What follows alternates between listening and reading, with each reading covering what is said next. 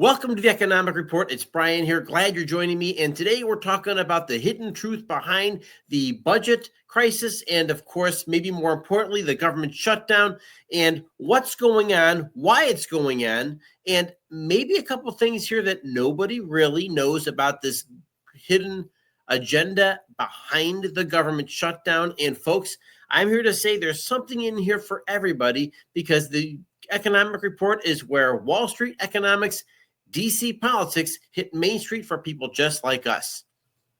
So whenever Washington fights about the budget, the headlines make it sound like debates are over values and, the rich versus the poor, the left versus the right. But if you follow the money, the truth is a bit more messy than that.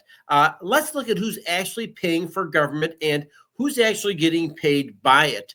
The tax reality check is such that we have 1% of the U.S. population is paying about 40% of federal income taxes. But that's because their wealth escapes taxation almost entirely. What do I mean by that? Well, let's face it, that the vast majority of people who hold the wealth hold this in investment vehicles that don't get taxed at all or at a very, very minuscule rate. So the fact is that real wages are paid really like every 2 weeks. And the fact is that there's stock buybacks, there's trust income, there's real estate gains that are offered, deferred for years, even if they're taxed whatsoever. So keep that in mind, that is maybe part of the hidden story behind taxes. And if I can throw this out there to you, the middle class is taxed on every hour they work and every gallon of gasoline they're buying. So just keep this thing in mind. So I can share a little bit of insight here that part of this really is this budget problem really has to deal with healthcare illusion. And I want to make sure that we're crystal clear on some of the things that are at work here. One of them is that politicians argue over who gets coverage, but no one talks about who's paying for it, right? And let's face it, Medicare, for instance, eats up a nice chunk of the federal budget. I'll be sharing that with you in a moment, but it's growing faster than the tax revenue, so it's a real significant area of concern. Employers cover less, deductibles rise, and the middle class pays premiums on after-tax income. That's another important thing to keep in mind. And of course, the result is families are paying more than ever for a system that delivers a little bit less security every single year. What I have in front of you, dear folks, is a pie chart of what the federal government's spending looks like right now. And you want to pay close attention to this because this is your money. This is my money. It is our money that the government's figuring out how to spend. If I could draw your attention to a couple things here that you'll find particularly fascinating, you'll find out that this right here, 14%, that's 14 cents out of every dollar is going to pay interest on our public debt. That's the thing, and maybe it's the 800-pound gorilla that's in the room, because I don't know about you, but I don't like paying interest on anything because it's a cost for borrowing. And when you're up to 14% of every dollar you make is paying for your interest on the debt, that's kind of a scary thought. If I could put this in perspective, check it out. Defense spending is only 12%. Now think about this. We're spending more on the interest for the public debt than we are for our defense of our country and our military obligations. I'm talking aircraft carriers, military bases, our soldiers, our weapons. You get the picture. So it is an area of concern. If I could break this down a little bit further, let's take a look at Social Security, because Social Security is actually something that I believe in, right? You pay into Social Security, therefore you get Social Security back. It is a safety net to give at least somewhat of a dignified retirement to people who are here in the United States who have paid into it. Now, of course, we see 22% of the spending is for Social Security. So you may be asking yourself the question, well, how does Social Security fund itself? And you know how you save money on a regular basis for whatever expenses you have coming up or whatever purchases you must make? The way Social Security works, it's a pay it forward type system. Translation: the people are working right now, they are paying the Social Security of somebody else who is currently collecting it. So you may say to yourself, that's absolutely crazy, but this is how that system is set up. And we'll have another special episode on Social Security on some other time in the future. But just check this out. We also pay into Medicare, right? And Medicare really is for when you retire, there is a healthcare program that is in place.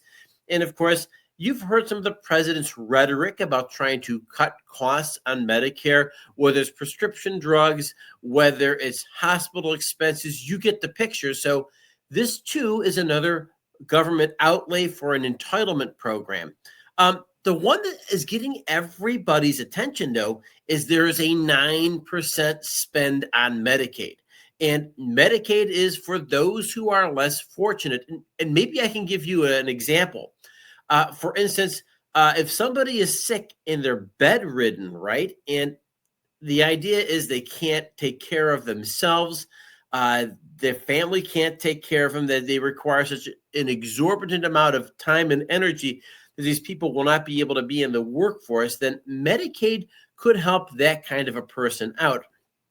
If it's a person who has a child, right, and they are not able to pay for it, well, that's where Medicaid picks up, right? Now, of course, we can talk about whether or not Medicaid is right, whether it's wrong, if it covers illegal immigrants, whether it's people who are poor, whether we are incentivizing the entire program right. There's a ton of debate there, and I think we really do need to have a debate here. But just understand that's where another outlay of entitlement lies. So 9% Medicaid, 13% Medicare, that's 22%, if my math is correct. Another 22% on Social Security, that's 44%. Now, hold on, wait for it. And then, bam, 14% on top of everything else. And of course, we're talking about a significant spend here. So I think these government shutdown conversations are important, but they're also important to maybe get our ducks in a row. And I don't know about you, but if you leave a comment below about what kind of a solution you see here, I would love to hear it. One thing that I thought about is, hey, if you are giving the super wealthy people tax breaks, then maybe, just maybe, you should be taking away their Social Security. I'm just saying that they may not need it if they already have a tax break that's going to overcompensate for collecting Social Security. Maybe you have a different idea out there. I'd love to hear what it is. Any signs today? I mean, not in the immediate, but look, I think the American people are ultimately going to blame Democrats. I think there's a bit of an illogical fallacy here from the argument coming from my friends on the left. We were at this place several months ago, John, and when we were, Democrats accused Republicans of not caring about veterans, of not caring about hardworking people, of not caring for children who rely on SNAP benefits for food. And yet here they are, unwilling to compromise, even though you had Senator Thune, you had House Majority Leader Johnson, even the president. All three leaders on the Republican side have signaled that they're willing to negotiate with Democrats as it pertains to health care, as long as we leave the government open. So why wouldn't my Democratic friends want to do that? And even the New York Times, for goodness sakes, wrote a column that came out 2 days ago that said this is actually a clean CR. And yet Democrats are saying it's not. They're playing politics. Is a bit hypocritical. If the government stays shut down, the blame rests with Democrats. Bakari, I'm betting you have a different view. Yeah, I mean, I just think that I love Shermichael. We went to the same institution, but his argument is just flat out wrong. I mean, it's not the only talking points they have. I think most Americans look at the TV tonight and they're like, wait a minute. Republicans have the White House, they have the Senate, and they have the House of Representatives. They kind of own this.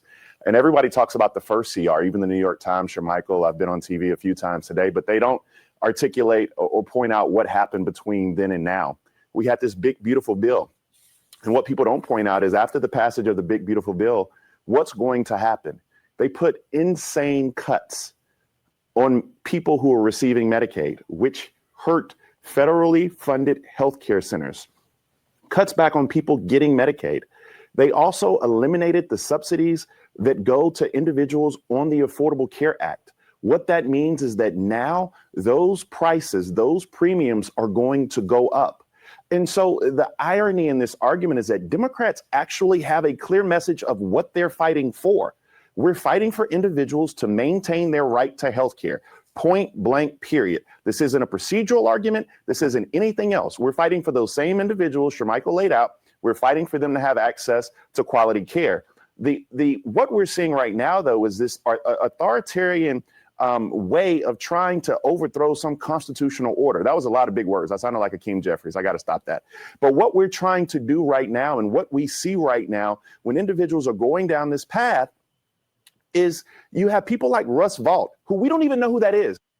And I'll stop that right there before they get too far off on a tangent. But I thought it was very interesting to hear, like, I guess the Democrats are very, very in tune to what they're fighting for. They're fighting for Medicaid, Medicare.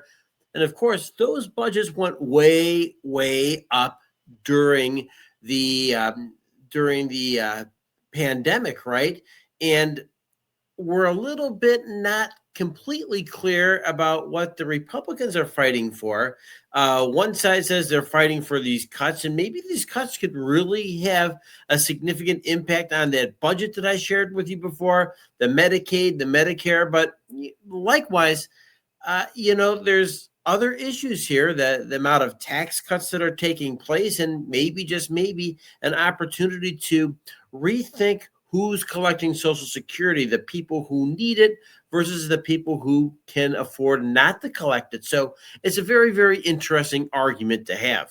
So this is Brian at the Economic Report. Wanted to thank you for joining me, and drop your comments below. I do respond to every single one of these because these are the types of things that affect people like us on Main Street.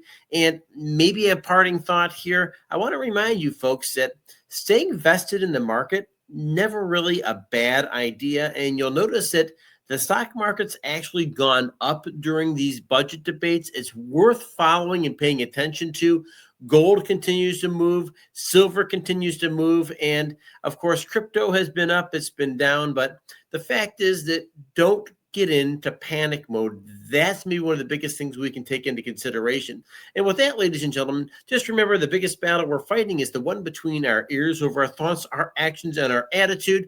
Make somebody's day, smile, say hello, and make their day, because at the end of the day, we're all in this together. Have a great day, and I'll catch you next Economic Report. Thank you.